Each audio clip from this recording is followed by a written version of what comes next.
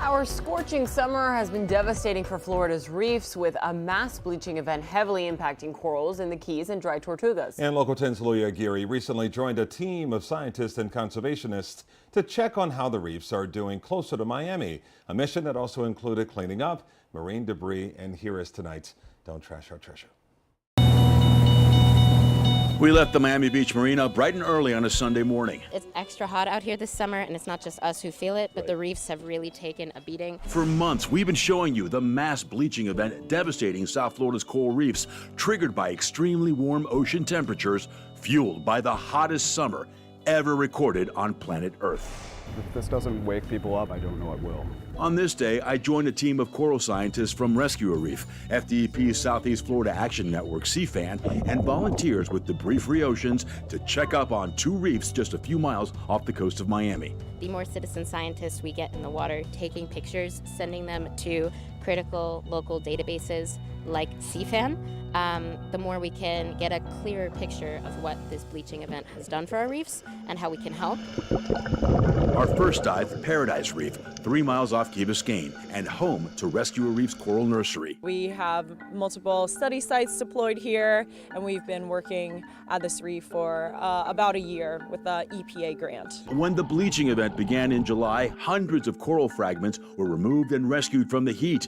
It's now 2 months later. We're kind of on the tail end of the bleaching season. We're still on an alert 2. And the team is here to survey how the reef is faring.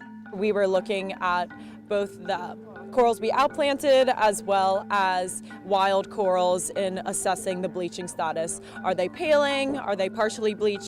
On this dive, we found Paradise Reef full of life and full of color. Though the bleaching event has devastated the reef tract in the Florida Keys, the corals north of Key Largo seem to be doing better. Look pretty healthy down there. Yeah, I would agree. I definitely saw some healthy corals, and it looks like the ones that have been paling or bleached, they're starting to recover. Important data was collected for CFAN's Bleach Watch as volunteer divers with Debris-Free Ocean removed all the litter and ghost gear, adding extra pressure to these stressed out corals. Picking up the debris off the reefs that are so close to the port of Miami has such an important and critical effect on how we can help. And in just an hour's time, we have our anchor that weighs 7 pounds. Look at all the junk we pulled up. So together, 24 pounds of debris. So important because not only does this impact our corals, but also our marine life. But these entangled turtles have been coming in. It's frightening. This juvenile green sea turtle was recently rushed to the Marathon Turtle Hospital after being found so entangled in fishing gear she could barely move. Sadly, some of them drown because they get tangled and they can't surface debris.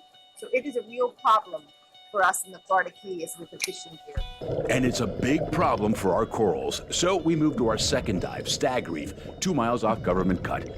And it was looking good. There's a ton of healthy coral, many species, some that I usually don't see, so that brought me a lot of hope. But the reef was littered with more of our trash.